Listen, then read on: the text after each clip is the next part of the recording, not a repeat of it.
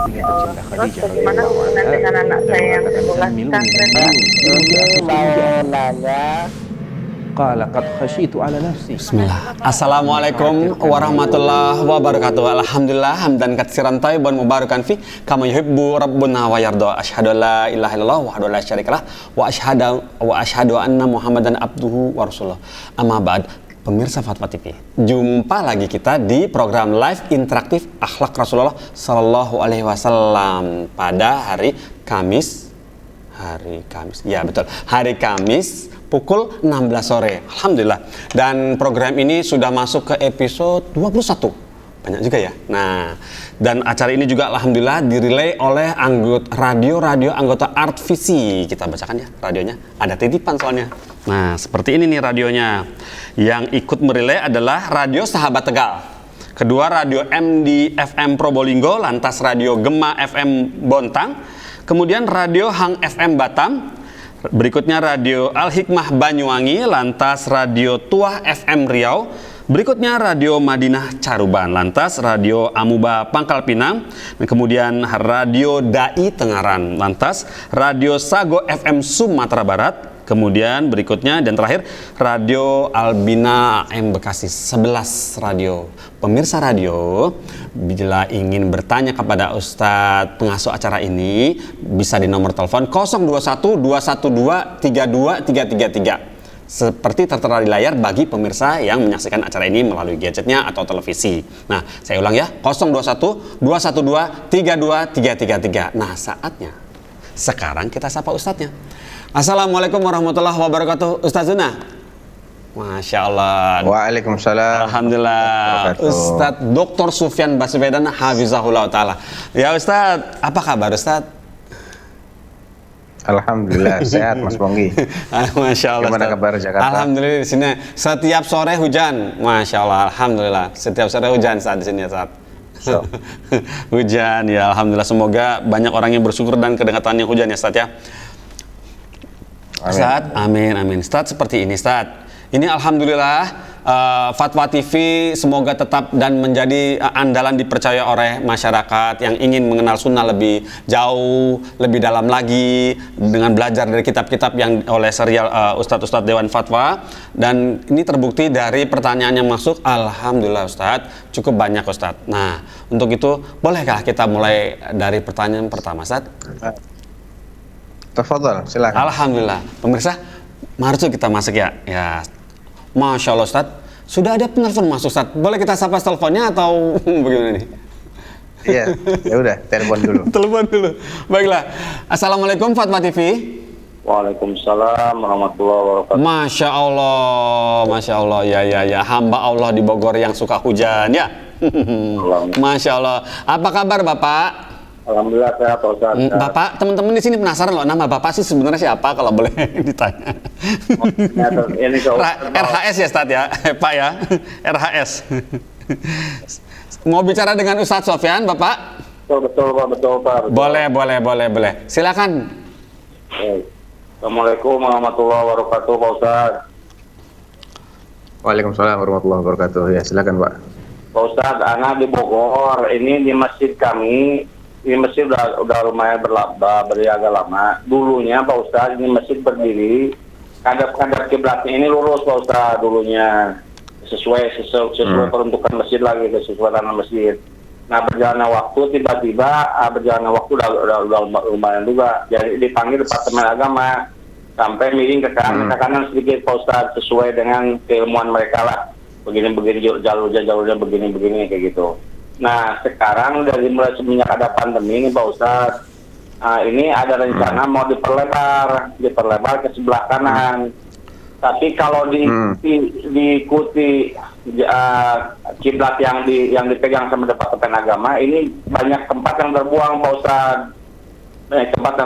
Akhirnya rencananya nih mau minta fatwa juga sama Pak Ustadz. Nah, ini seingat anak kan ada dalam surat Al-Baqarah itu yang fawali satu Masjidil Haram. Jadi kalau emang terlihat depan Ka'bah, ya kita kiblatnya ke arah Ka'bah. Tapi kalau di luar lihat Ka'bah, kiblatnya ini ke arah Masjidil Haram. Ini mohon penjelasan Pak Ustadz, apa emang bisa dibalikin lagi kepada kondisi seperti semula, artinya jadi manfaat tempat ini kalau umpama diperluas. Begitu Pak Ustadz, itu aja. Syukran, jazakallahu. Assalamualaikum Waalaikumsalam warahmatullahi wabarakatuh. Bapak hamba Allah di Bogor, terima kasih atas teleponnya ya. Tafadhol Ustaz. Iya, barakallahu fiik. Jadi mungkin yang dipertanyakan oleh Bapak ini saya nggak tahu persis sih selisih kemiringannya seberapa banyak ya. Tapi insya Allah sih masih menghadapnya masih ke arah barat berarti Pak ya. Karena kan kiblat kita ini sebetulnya arahnya barat daya. Barat laut, barat laut. Jadi barat yang agak ke utara sedikit. Karena posisi Indonesia lebih di bawahnya posisi Arab Saudi secara umum. Apalagi kalau Jawa berarti dia agak ke selatan, sedangkan posisi Arab Saudi ada di arah barat, jadi agak naik ke utara barat, tapi yang agak ke utara sedikit itu arah kiblat yang lebih akurat. Nah, mungkin masjid yang sekarang ini arahnya ke barat saja. Jadi kalau tidak mengarah sedikit ke utara, insya Allah itu masih masuk dalam kelonggaran hadis Nabi Sallallahu Alaihi Wasallam. Ma bainal masyriqi wal maghribi qiblatun. Ketika beliau berada di kota Madinah, beliau mengatakan yang terletak antara timur dan barat itu adalah arah kiblat, karena posisinya Makkah itu di sebelah selatan dan arah selatan itu antara arah timur dan barat kan. Artinya ini ada kelonggaran insyaallah, walaupun memang yang lebih afdal adalah kalau kita bisa lebih akurat.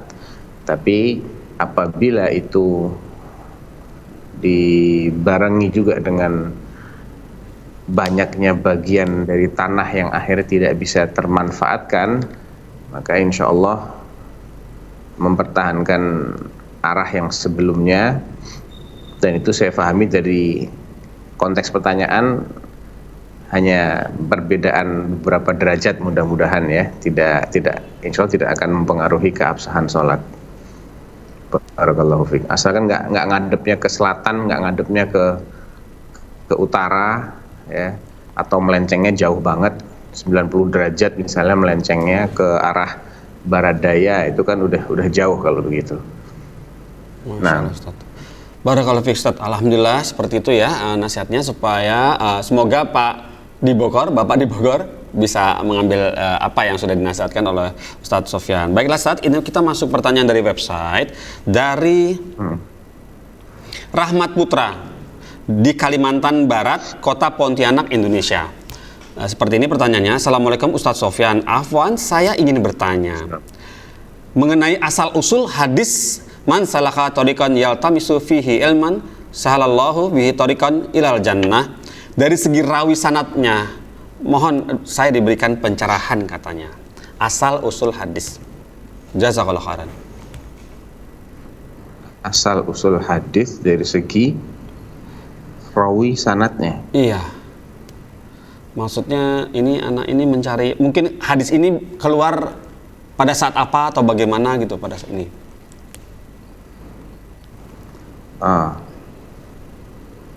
Man salaka tariqan yaltamisu fihi ilman sahalallahu lahu bihi tariqan ilal jannah. Tayyib. Ada beberapa riwayat ya, di antaranya riwayatnya Abu Darda. Tapi lafadznya nggak persis seperti itu, teman-teman, mirip sekali lafadznya mirip sekali. Man salaka tariqan yatlubu fihi ilman. Yatlubu fihi ilm. Salakallahu azza wa jalla bihi tariqan min turuqil jannah. Allah akan ya menempatkannya kepada salah satu jalan di antara jalan-jalan surga. Yes. Ada juga lafadz yang lain, yaitu lafadz yang yaltamisu dalam riwayat yang lain lagi. Jadi beberapa lafadz memang, dan maknanya sama sih, diriwayatkan oleh Imam Abu Dawud, oleh At-Tirmidzi, oleh Ibnu Majah ya. Dan lafadz yang yaltamisu ini adalah lafadznya Ibnu Majah, dan sanadnya dinyatakan sahih. Ya, sanadnya dinyatakan sahih. Jadi riwayatnya Abu Dawud, Tirmidzi, Ibnu Majah itu dari Abu Darda. Ada dari sahabat yang lain yang lebih sahih lagi tentunya, yaitu sahabat Abu Hurairah. Dan ini yang lebih populer. Sahabat Abu Hurairah ada dalam Sahih Muslim dengan lafaz man salaka tariqan yaltamisu ilman sahhalallahu lahu tariqan ilal jannah. Itu ada dalam riwayat Sahih Muslim. Sahih Muslim. Nah, Masya Allah. Seperti itu Ustaz ya. Alhamdulillah, barakallahu fiik Ustaz. Seperti itu jawabannya. Baiklah, Bapak tadi, Rahmat tadi, semoga bisa menyaksikan acara ini jadi dapat mengambil ibrahnya. Baik, berikutnya Ustaz, ini ada penelpon masuk, kita boleh angkat ya Ustaz ya. Assalamualaikum, Fatwa TV. Waalaikumsalam warahmatullahi wabarakatuh. Iya, dari Ibu siapa di mana? Dari Ibu Ida dari Palembang. Oh, Ibu Ida, Masya Allah. Ada yang mau ditanyakan Ibu Ida? Nah, ya soal kiblat ini. Oh, kiblat. Ya. Silakan Ibu, kiblat bagaimana Bu? Silakan Bu. Assalamualaikum Pak Ustadz. Waalaikumsalam warahmatullahi wabarakatuh. Ya Bu. Ya, kita itu kalau sholat itu apa lurus, apa ke kiri sedikit, apa ke kanan sedikit begitu Pak Ustadz. Katanya itu kan kita ini mataharinya sudah ke barat apa ke timur begitu, apa tuh sudah miring sedikit, apa kita itu lurus apa bagaimana ya Pak Ustadz? Ibu di Palembang ya. Iya. Iya. Ya ini Iya, lagi ya, salahnya Pak Ustadz. Bu, mengarahnya kemana saya nggak tahu Bu. Ya belum kan kalau saya itu Posisinya, cuma lurus Bu, saja mengarahnya ke arah mana? Ibu mengarahnya ke barat. Iya Pak Ustadz. Mengarahnya ke barat. Ya kalau mengarahnya tepat ke arah barat, Ibu miring sedikit ke utara sedikit. Jadi agak miring ke kanan dikit, itu lebih tepat ke arah kiblat. Ya. Daripada Ibu persis ke arah barat, karena lokasi kiblat kita secara umum itu adalah di arah barat laut. Jadi barat laut adalah arah antara barat dengan utara. Jadi kalau kita bayangkan ya, barat mana, utara mana, nah itu tengah-tengahnya lah, kurang lebih begitu. Ya. Ya, bagaimana Ibu Ida? Cukup? Ya satu lagi ya Pak Ustadz, ini soal Ya. masalah untuk menekankan ini sekali nih Pak Ustadz. Silakan Ibu. Apa? Nah, ya begini, ini kan masalah di sini Pak Ustadz katanya itu seminggu lagi ini untuk memperingati Maulid Nabi Pak Ustadz. Nah, saya ini tanda tanya Pak Ustadz, apa itu ditekankan, apa cuman sunnah, apa ada sunnahnya begitu Pak Ustadz? Ya, cuman itu Pak Ustadz. Assalamualaikum Pak Ustadz. Waalaikumsalam warahmatullahi wabarakatuh. Terima kasih Ibu Ida di Palembang sudah telepon ke Fatwa TV. Tafadhol Ustaz. Ya, perayaan Maulid, Iya. perayaan hari kelahiran Rasulullah Sallallahu Alaihi Wasallam itu menurut Imam Sakhawi, Al-Imam As-Sakhawi adalah murid dari Ibnu Hajar Al-Asqalani, murid yang paling mumtaz lah ya, keilmuannya yang paling mumpuni di antara murid-muridnya Ibnu Hajar adalah As-Sakhawi yang wafat tahun 902 Hijriah. Dalam kitab beliau yang judulnya kalau nggak salah Al-Ajwibah Al-Mardiyah, itu semacam kumpulan fatwa begitu. Ketika beliau ditanya tentang dalil perayaan Maulid, beliau menjawab tidak ada dalilnya. Memang tidak ada yang melakukan sejak zaman sahabat maupun zaman tabi'in maupun zaman tabi'it tabi'in, tidak ada seorang pun di antara tokoh-tokoh kaum muslimin yang merayakan Maulid. Jadi ini bukan sesuatu yang dikenal oleh generasi terbaik umat ini. Nah, sebetulnya siapa sih yang merayakan Maulid pertama kali? Yang merayakan Maulid pertama kali adalah justru penguasa Syiah di Mesir. Jadi di Mesir pada abad keempat Hijriah, sekitar tahun 320 sekian, di Mesir itu berdiri daulah namanya Daulah Ubaidiyah, yang mereka menamainya juga nama Daulah Fatimiyah, tapi nggak ada hubungannya dengan Fatimah putri Rasulullah. Mereka hanya menasabkan diri secara palsu saja kepada Fatimah.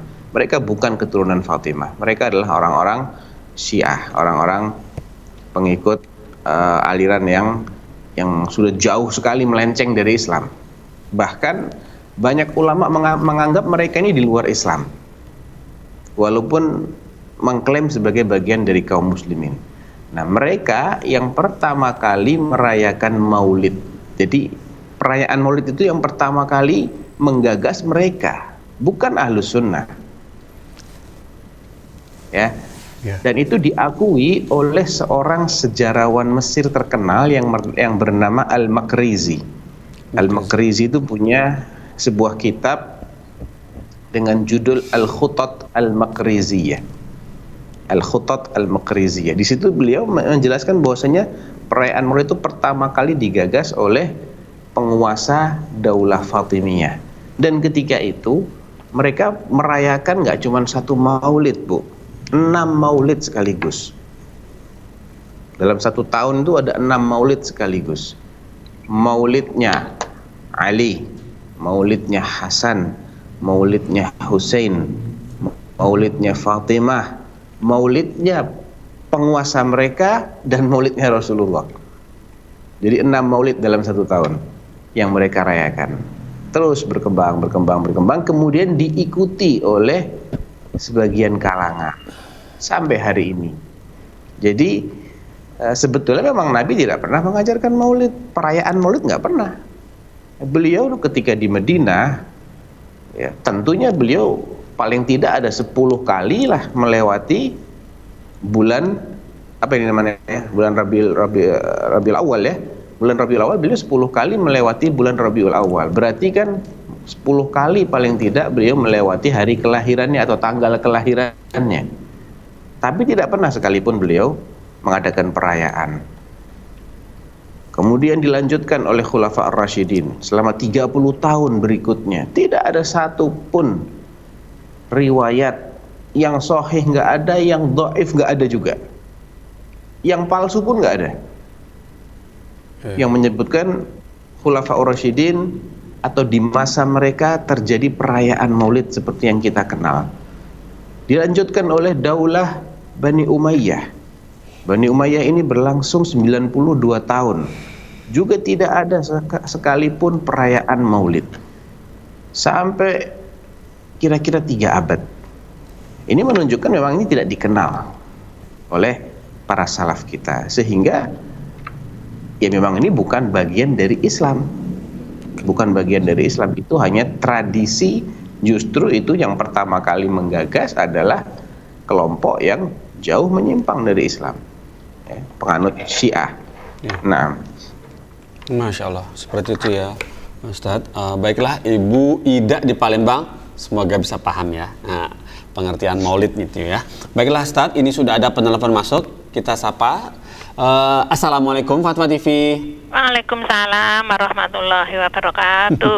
Ya, Ibu Rismini ya di Pacitan. Silakan Ibu. Betul sekali. Assalamualaikum warahmatullahi wabarakatuh, Ustaz. Waalaikumsalam warahmatullahi wabarakatuh. Ya, Bu. Sebelumnya kami mohon maaf yang sebesar-besarnya. Pertanyaan kami mengulangi yang hari-hari yang lalu, minggu yang lalu, karena jawaban Ustadz belum sampai tuntas, sudah waktunya habis.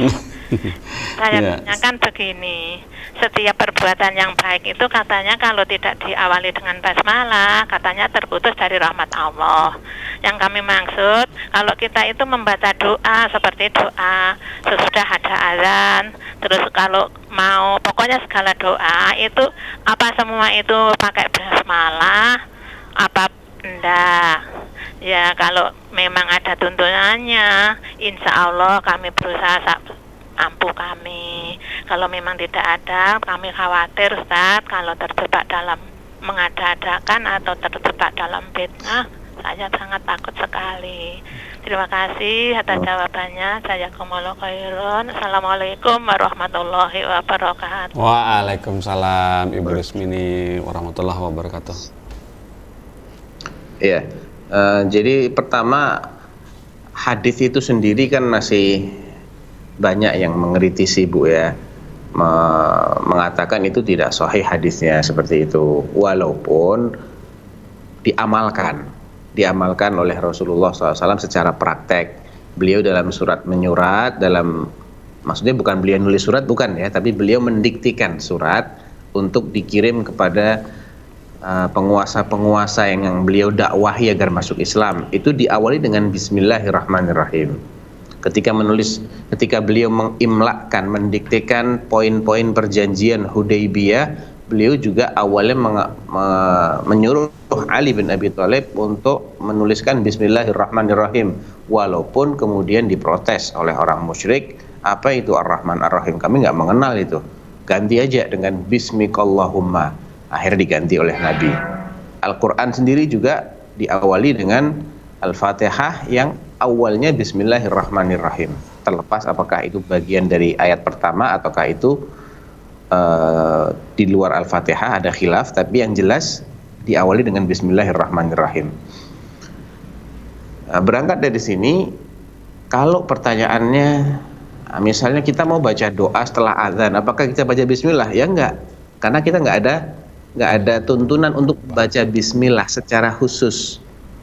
Ketika kita mau doa atau kita mau doa bangun tidur apakah Bismillahirrahmanirrahim, Alhamdulillahilladzi ahyana ba'da ma amatana? Jawabannya enggak, langsung aja Alhamdulillahilladzi ahyana. Karena memang riwayatnya ada yang mengatakan bismillah, ada yang mengatakan alhamdulillah, ada yang mengatakan tidak menyebut nama Allah secara umum.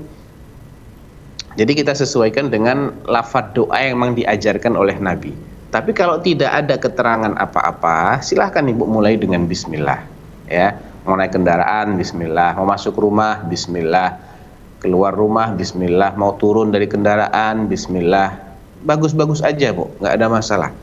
Asalkan tidak ada doa khusus yang diajarkan oleh Nabi.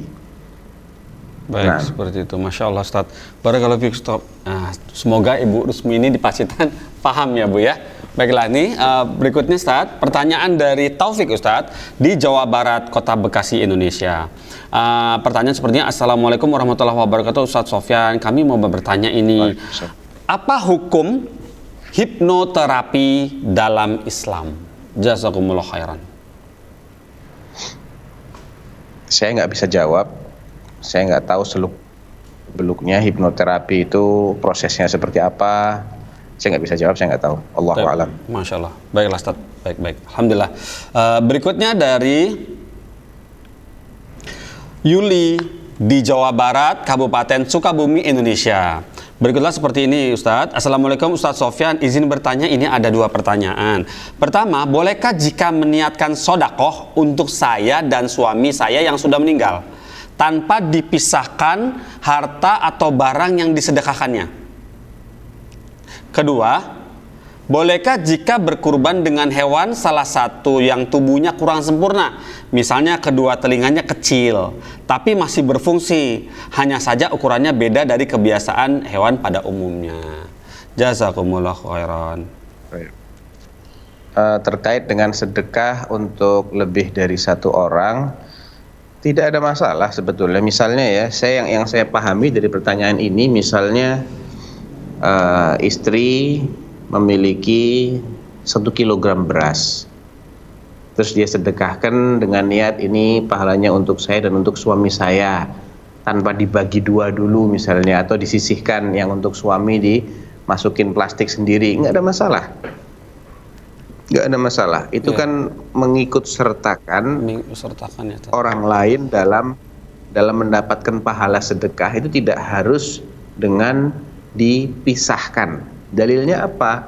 Nabi SAW, hadisnya fi Sahihain, ketika beliau mau kurban, jadi ada kaitan dengan pertanyaan kedua juga tentang kurban. Beliau menyembelih 2 ekor domba jantan. Domba yang pertama itu beliau niatkan sebagai kurban untuk beliau dan keluarga beliau. Ya, domba yang kedua itu beliau niatkan untuk beliau dan umat beliau yang tidak berkurban. Masya Allah. Nggak dipisah dulu sama Nabi. Ya sudah, bismillah, disembelih, diniatkan untuk beliau dan umat beliau. Jadi nggak ada masalah. Dengan niat itu sudah otomatis mereka akan mendapatkan pahalanya. Kemudian terkait dengan kambing atau hewan itu dia, entah kambing entah sapi, Agak cacat sedikit. kupingnya agak kecil, tidak masalah. Karena cacat yang menghalangi atau cacat yang mengakibatkan hewan yang tidak sah itu cuma 4 kategori. Ya, pertama pincang yang kelihatan banget pincangnya, dan pincangnya ini Mas Ponggi dan para pemirsa adalah pincang bawaan. Bukan pincang ketika diturunkan dari truk misalnya jatuh patah, besok disembelih nggak ada masalah. Karena yang dikhawatirkan dari pincang ini menurut para ulama, kalau dia itu dari awalnya sudah punya pincang yang kelihatan banget kentara sekali, maka dia akan kalah bersaing untuk mendapatkan makanan sehingga dia akan kurus biasanya. Jadi sudah lama pincangnya ini akan bermasalah, bukan pincang karena misalnya dalam pengiriman gitu. Oh iya. Jatuh atau apa menjelang dipotong itu insya Allah tidak ada masalah, tidak akan menghalangi keabsahan. Demikian juga buta sebelah atau picak. Itu juga mempengaruhi bagaimana dia akan mencari makanan. Karena kalau matanya nggak bisa melihat yang sebelah, dia makannya nggak banyak karena dia hanya melihat dari satu sisi saja. Dan ini juga bukan yang terjadi dibeli dalam keadaan sehat, kemudian mungkin beradu gitu ya, ketanduk matanya, terus cacat sebelah, besok mau dipotong, 2 lagi dipotong, itu nggak apa-apa insya Allah. Nggak masalah ya. Insya Allah nggak. Bertengkar pada beberapa saat sebelum dipotong pemotongannya. Iya, Ustaz, masalah. Jadi pincang yang kelihatan banget, pincangnya buta sebelah, kemudian yang sakit, kelihatan banget sakitnya sehingga dia tidak nafsu makan misalnya ya, bukan sakit-sakit yang misalnya luka dikit atau flu sedikit. Ya kan kadang kita melihat ada kambing yang mungkin agak ingusan sedikit, tapi tidak menghalangi dia untuk tetap makan. Ya, tidak kemudian dia lesu, duduk aja gitu. Itu masih nggak apa-apa. Tapi kalau sudah kelihatan banget sakitnya, jangan dijadikan sebagai hewan kurban. Dan yang keempat adalah yang sangat kurus. Selain yang 4 ini, buntutnya hilang atau kupingnya cuman 1 misalnya, atau tanduknya patah, itu tidak menghalangi keabsahan, tapi mengurangi kesempurnaan memang. Yang paling bagus sempurna, tapi tetap sah. Ya, tapi seperti itu ya Ustaz ya. Alhamdulillah, barakallahu fi Ustaz. Seperti itu ya jawabannya Ustaz ya. Baik, alhamdulillah.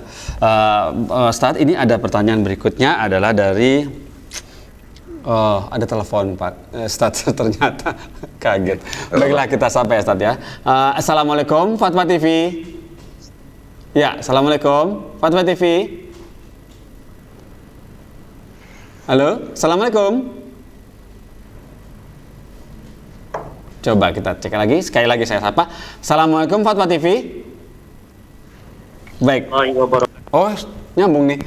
Ya, dari Bapak siapa di mana? Dari Abu Zaid di Pekanbaru. Abu Zaid, Pekanbaru. Ya, ada yang mau ditanyakan, Bapak Abu Zaid? Ya, benar Pak. Silakan. Assalamualaikum Ustaz. Waalaikumsalam warahmatullahi wabarakatuh. Silakan Abu Zaid. Ustadz, saya mau tanya, ada 2 pertanyaan. Yang pertama, sahkah sholat berjamaah imamnya anak-anak yang belum sunat? Belum sunat. Yang kedua, bila kita bermakmum di rumah sama istri atau sama anak-anak di sholat subuh, kemudian kita ingin sholat syuruk, apakah bisa dilaksanakan di rumah, habis sholat langsung kita berzikir dan sebagainya menjelang waktu matahari terbit Ustaz? Barakallahu fikum. Assalamualaikum warahmatullahi wabarakatuh. Waalaikumsalam warahmatullahi wabarakatuh. Abu Zaid ya. Saudara Ustaz. Pertanyaan yang pertama Anda nggak tahu. Belum pernah dapat pembahasan tentang itu. Ya. Pertanyaan yang kedua silahkan aja, karena menurut yang kita kaji ya, hasil penelitian kami di Dewan Fatwa, sholat syuruk yang populer itu hakikatnya adalah sholat duha. Sehingga memang lebih afdol kalau di rumah daripada di masjid. Gitu. Iya benar, sholat sunnah sebaik-baiknya Kan di rumah. sholat sunnah maksudnya. Iya, sholat sunnah lebih afdol di rumah Iya, daripada di masjid. Iya, Nah, Ustaz. Masya Allah, begitu ya Abu Zaid, semoga menyaksikan ya, tetap menyaksikan. Baiklah Ustaz, berikutnya ini pertanyaan dari website itu berbunyi seperti ini Ustaz, dari Afrizal Saputra, Jawa Barat, Majalengka. Assalamualaikum Ustaz Sofyan, izin bertanya nih, apakah, nah kembali nih Ustaz, apakah ayah Suswan setelah cerai dengan istrinya tetap mahram dengan anak Suswannya? iya, tetap selamanya itu. Selamanya. Begitu Ustaz ya? Selamanya mahram ya. Semalam haram. Nah, Masya Allah, itu jawabannya. Semoga bisa dipahami ya, Bapak Afrizal Saputra di Jawa Barat, Majalengka. Berikutnya ini Ustaz, pertanyaan dari Abdullah di Kabupaten Cirebon, Jawa Barat. Assalamualaikum Ustaz Sofyan, saya pernah mendengar kaidah prosesnya baik. Sebuah kaidah, prosesnya baik, hasilnya juga baik. Pun begitu juga sebaliknya. Apakah ada hadis atau dalilnya yang seperti ini maknanya? Saya nggak tahu ya. Kaidah itu biasanya karena lafadznya dalam bahasa Indonesia sih ya, jadi agak susah. Iya, ini malah beliau mencari dalilnya. Susah kita susah mau mencari dalil. Ini pertama lafadznya dalam bahasa Indonesia dan itu bukan hadis yang jelas. Iya. Kalau kaidah fikih itu kemungkinan memang hasil kesimpulan dari dalil yang ada. Hanya saja semua kaidah itu pasti ada pengecualian. Iya, Ustaz. Jangan difahami kalau ada kaidah Cek, ya. semua Bagaimana, kasus, oh nggak bisa. Nggak gitu ya, Ustaz, nggak bisa sama rata ya? Iya, Ustaz. Tapi Ustaz. Nggak bisa. Jadi pasti ada pengecualian. Iya. Nah, kapan dia dikecualikan itu yang bisa mendudukkan adalah orang-orang yang memang menguasai masalah ini. Iya, Ustaz. Ya. Baik, seperti itu ya Ustaz Nah. ya. Barakallahu fiik Ustaz, seperti itu jawaban dari Ustaz. Alhamdulillah. Ustaz, berikutnya lagi ini ada pertanyaan dari Andifa di DKI Jakarta, Jakarta Timur. Assalamualaikum Ustaz Sofyan. Afan pengen nanya nih Ustaz, apa hukumnya menyimpan aib orang? Jazakallah khair. Menyimpan. Mungkin nggak tahan pengen cerita, jangan-jangan nih. Waduh, bagaimana ini? Hukum asalnya menutupi aib orang itu disunnahkan, Oh, Masya Allah. disyariatkan. Ternyata. Tapi ada tapinya nih Mas Pongki. Iya, Ustaz. Tapinya bagaimana? Kalau memang orang ini dengan ditutupi aibnya, dia tetap menjadi orang yang baik. Misal nih, kita mengenal dia bukan orang yang jahat. Dia tergelincir suatu ketika, terjerumus dalam suatu dosa, nggak banyak yang tahu. Iya. Kemudian dia berusaha untuk menjadi orang yang baik, tidak terus-menerus dalam dosa itu. Iya. Maka ketika itu kita dianjurkan untuk menutup aibnya. Berdasarkan hadis Nabi, man satara musliman satarahullahu fid dunya wal akhirah. Hadisnya sahih, riwayat Imam Muslim. Siapa yang menutupi aib seorang muslim, Allah akan tutupi aibnya di dunia dan di akhirat. Allah. Tapi kalau orang ini terang-terangan dia berbuat, tidak pakai tedeng aling-aling ya bahasa Betawinya, Iya. ya nggak usah ditutup-tutupin. Emang dia menampakkan kejahatan dirinya, Iya. gitu loh. Jadi termasuk orang yang diperbolehkan membicarakan aibnya adalah orang yang terang-terangan menampakkan kefasikannya. Imam An-Nawawi menyebutkan itu salah satu orang yang boleh diribah. Iya. Ribah itu kan membicarakan aib orang, toh? Betul. Iya kan? Nah, ada kalanya ribah itu menjadi boleh. Dan mungkin dalam kondisi tertentu menjadi wajib bahkan. Walaupun hukum asalnya haram, nggak boleh. Sekali lagi hukum asal nggak boleh aib orang kita obrolkan. Tapi kalau ada maslahat besar di balik menjelaskan aib orang ini kepada orang lain, maka ketika itu menjadi dianjurkan. Seperti kalau kita ingin memperingatkan orang yang mau berbisnis misalnya, mau bermuamalah dengan fulan yang kita tahu dia punya aib, suka nipu misalnya. Udah beberapa kali ada orang ketipu sama dia. Tiba-tiba kita mendengar teman kita mau muamalah sama dia. Kita kasih tahu, kamu hati-hati ya sama si fulan, dia udah beberapa kali nipu. Nah, itu malah disunahkan. Karena ini masuk dalam ranah menasehati sesama muslim agar tidak mendapatkan madarat dari orang lain. Demikian juga kalau dia ini misalnya aibnya itu sifatnya aib yang menjadi ciri khas dia, misalnya hitam kulitnya ya, atau pincang. Dan orang yang namanya kayak si fulan banyak, misalnya namanya misal aja ya Anto. Yang namanya Anto itu ada 10 orang. Dalam satu kantor ada 10 orang. Anto yang mana nih? Anto si pincang tuh. Kalau memang nggak ada ciri lain yang membedakan antara dia dengan yang lain, ya. Ciri khas Anto yang mana? Anto si hitam tuh, misalnya Anto yang hitam tuh, sekedar supaya yang itu yang dimaksud Antonya. Nah, gitu. Ketika kita memiliki cara lain untuk mengenalkan yang mana yang kita maksud, ya kita pakai cara lain. Misalnya semuanya ini Anto ada 9 kerjanya misalnya di Pertamina, yang satu kerjanya di Bank Syariah misalnya.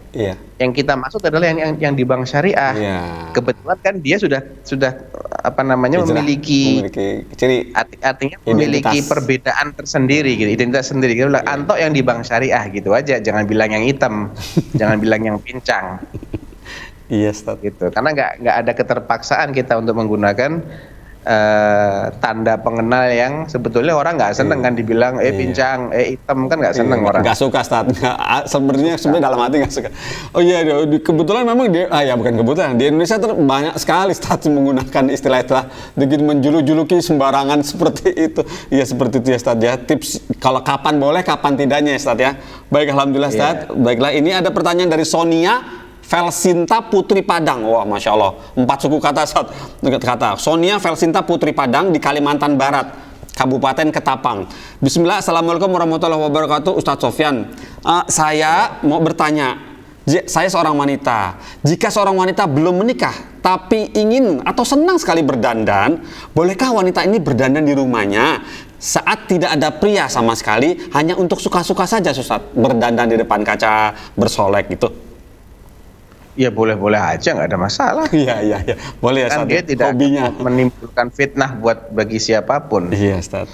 Oke, mau nyoba merek bedak baru gitu, Ustaz ya. Baiklah, ini pertanyaan kedua dari orang yang sama, Ustaz, dari akhwat yang sama, berbunyi seperti ini.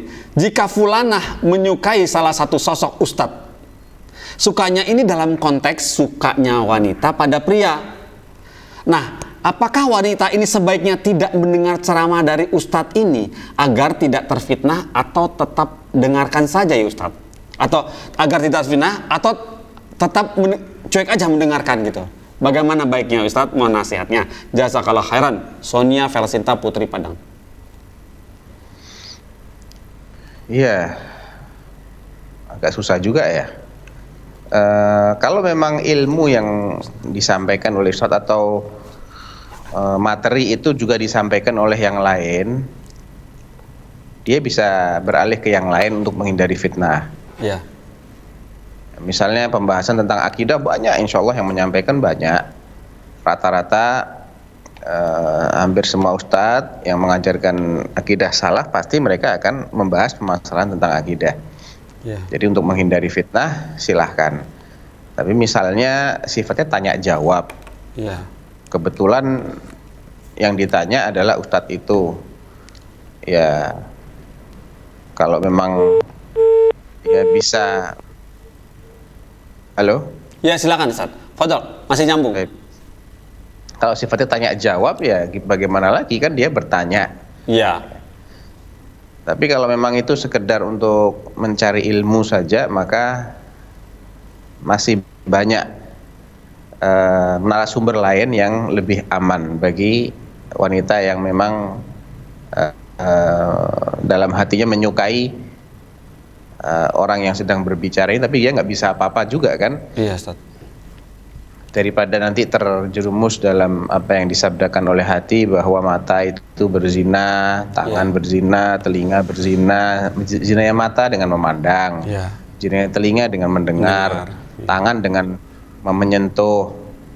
Al-qalbu juga, al-qalbu yazni wa zinaha wal qalbu yatamanna wa yashtahi. Hatinya ini bercita-cita, berangan-angan, berhayal. Nah, itu termasuk sesuatu yang berhayal gitu loh. Iya.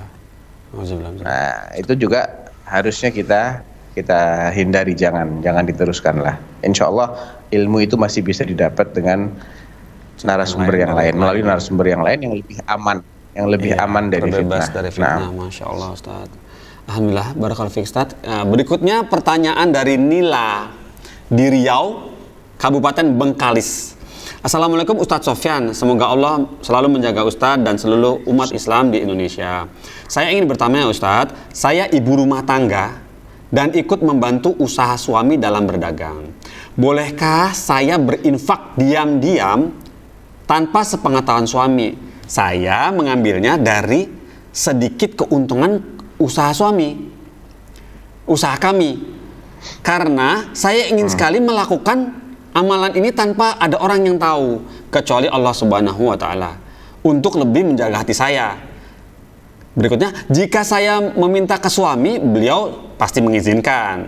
Hanya saja saya ingin melakukannya secara diam-diam. Nah, apakah saya berdosa Ustadz dengan cara mengambil uang atau dari keuntungan usaha kami secara diam-diam? Jazakallahu khairan. Ya, wa iyyakum. Karena itu kan usaha bersama ya. Usaha bersama berarti umumnya juga hasilnya kan menjadi milik bersama juga. Istri juga punya hak dari keuntungan yang didapatkan oleh usaha yang dikelola bersama ini. Berarti ya nggak apa-apa, nggak ada masalah. Ya, Masya Allah. Apalagi dia sudah yakin kalau minta terus terang pun juga bakal dikasih sama suami. Cuman dia ingin supaya lebih tersembunyi lagi biar lebih ikhlas. Nggak apa-apa, insya Allah. Nggak apa-apa, bagus. Ya, Alhamdulillah. Karena istri juga ikut bekerja gitu, Ustaz, ya? Kadarnya kadar yang kira-kira. Tapi gini Mas Onggi ya, kadar yang dia ambil ini, sekiranya dia ngomong langsung juga insya Allah diizinkan. Oh iya gitu. Gitu loh.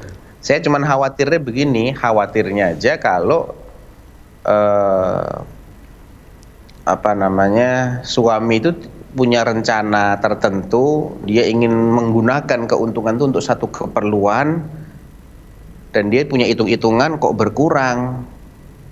Nah, kemudian dia mempermasalahkan itu. Saya cuma khawatir itu aja. Tapi sekiranya dugaan kuat istrinya ini nggak masalah, itu kecil kok, nilai yang remeh.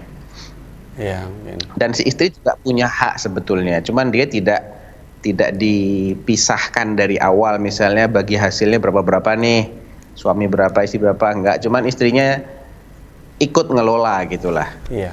Berarti sebetulnya dia juga punya hak sebetulnya, cuman tidak dipisahkan secara secara jelas, ini yang punya istri, ini yang punya suami, masih menyatu keuntungannya, dia ambil sebagian untuk sedekah, insya Allah nggak apa-apa. Masya Allah. Barakallahu fiik, Ustaz. Alhamdulillah seperti jawabannya ya. Berikutnya Ustaz, ini pertanyaan dari Sela Nur Paula. Sela Nur Paula di Jawa Barat. Bismillah, Assalamualaikum Ustaz Sofyan. Saya mau bertanya ini, Afwan, apa hukumnya menabuh beduk sebelum azan? Jazakallahu khairan. Ya itu tradisi aja sih, kalau perintah anjuran nggak dikenal beduk. Dulu juga azan itu begitu masuk waktu, Bilal disuruh aja langsung azan. Jadi jangan diyakini bahwasanya dengan menabuh beduk akan mendapatkan pahala tambahan. Sedikit pun jangan ada keyakinan seperti itu, ya. Jangan ada keyakinan seperti itu. Kalau ada keyakinan begitu, azannya nggak sempurna kalau nggak ditabuh dengan beduk, justru bisa menjadi bid'ah. ya, bisa menjadi bid'ah. Tapi kalau nabuh beduk atau nggak nabuh beduk, biasa-biasa aja, saya lebih cenderung tidak usah pakai tabuh beduk, karena sulitlah. Orang kalau sudah nabuh beduk, nanti orang-orang pasti punya penilaian ini bagian dari aturan azan,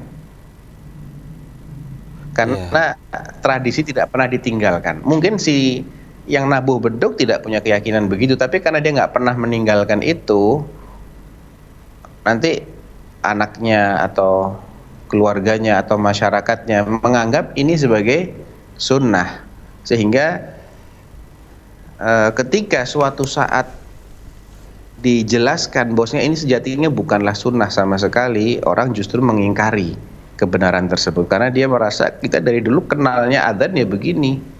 Ini salah satu dampak negatif ketika ada suatu tradisi yang melekat pada suatu syiar ibadah dan tidak pernah ditinggalkan, padahal dia tidak ditemukan di masa Rasulullah SAW. Nggak mungkin adalah masa Rasulullah beduk, nggak mungkin. Itu jelas di Indonesia aja itu beduk ya, tradisinya orang-orang Indonesia.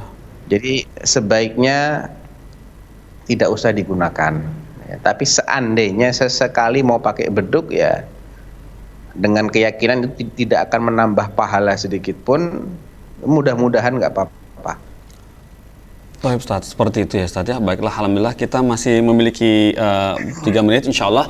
Pemirsa dan pendengar radio, semoga Ustadz masih bisa menjawab beberapa pertanyaan lagi yang ada di sini. Ustadz, ini pertanyaan berikutnya dari Ummu Aisyah di Lampung, Lampung Utara. Assalamualaikum Ustadz Sofyan, ini mau bertanya perihal bacaan apa yang diucapkan ketika menyembelih hewan kurban atau akikah yang sunnah.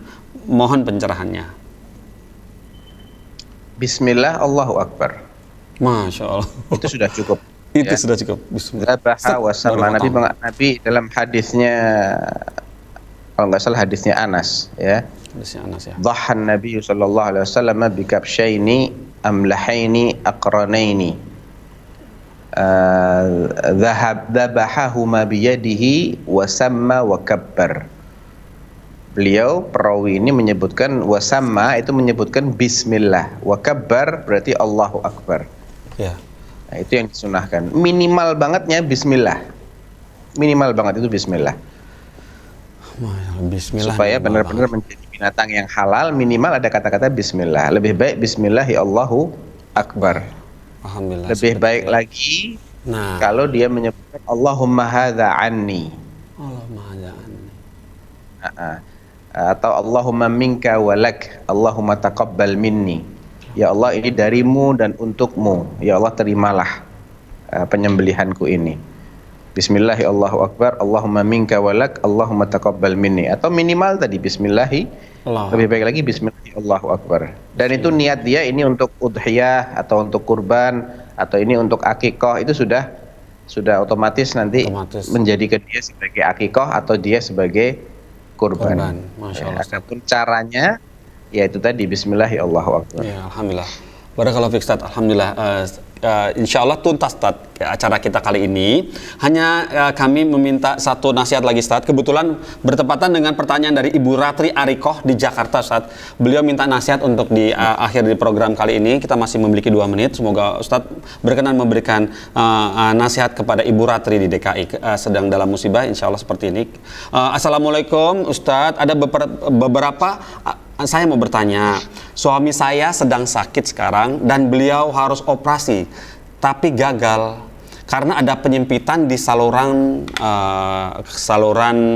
ureter ya, saluran kencing ya, seperti itu. Di situ saya merasa ya Allah kok gini banget ya ujian yang Engkau kasih gitu. Saya sebagai hamba harus bagaimana Pak Ustadz itu. Insya Allah akan dilakukan operasi lagi agar mau benar-benar semoga Allah permudahkan. Mohon nasihatnya Ustadz. 1 menit Ustadz. Baiklah Ustadz. Kasihan. Pertama kita harus yakin bahwasanya Allah tidak mungkin zalim kepada hambanya. Apapun yang Allah lakukan kepada kita itu tidak ada sedikit pun unsur zalimnya. Ya.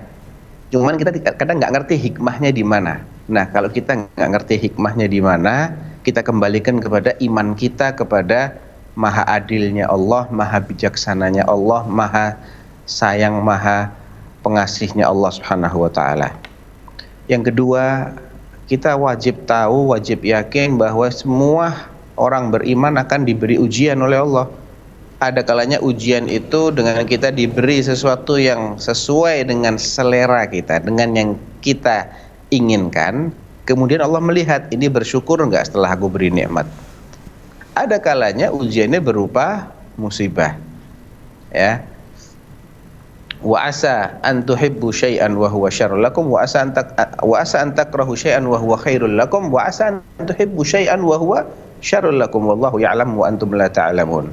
Kalau ujiannya itu berupa sesuatu yang kita harap-harapkan ternyata enggak terwujud, boleh jadi enggak terwujudnya itu lebih baik buat kita daripada kalau itu terwujud. Allah lebih tahu. Ya, Allah lebih tahu.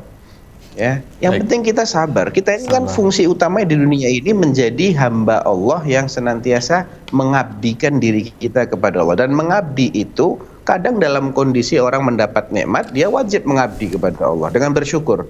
Kadang dia sebaliknya mendapat musibah, dia wajib juga mengabdi kepada Allah dengan sabar. Yes, betul saja nasihatnya. Selama kita bisa begitu, bagus. Udah, amin. tujuan terwujud. Baiklah, barakallahu fiik Ustaz. Alhamdulillah tuntas sudah acara kita. Semoga Ustaz Zuna masih berkenan untuk pekan depan hadir melayani pertanyaan dari jamaah pemirsa dan pendengar radio Ustaz. Insyaallah. Kami tutup acaranya Ustaz ya. Pemirsa Fatwa TV, terima kasih atas perhatiannya, pertanyaan yang sudah dilayangkan kepada Fatwa TV. Semoga pekan depan kita dapat bertemu lagi. Kita tutup acara ini dengan kafaratul majelis. Subhanallahumma wa bihamdika asyhadu an la ilaha illa anta astaghfiruka wa atubu ilaika. Wassalamualaikum warahmatullahi wabarakatuh. Terus bagaimana hubungan dengan anak saya yang sekolah pesantren, Pak? Mau nanya. Qala qad khasyitu ala nafsi. Terima kasih, Bapak. Aku mengkhawatirkan diriku akan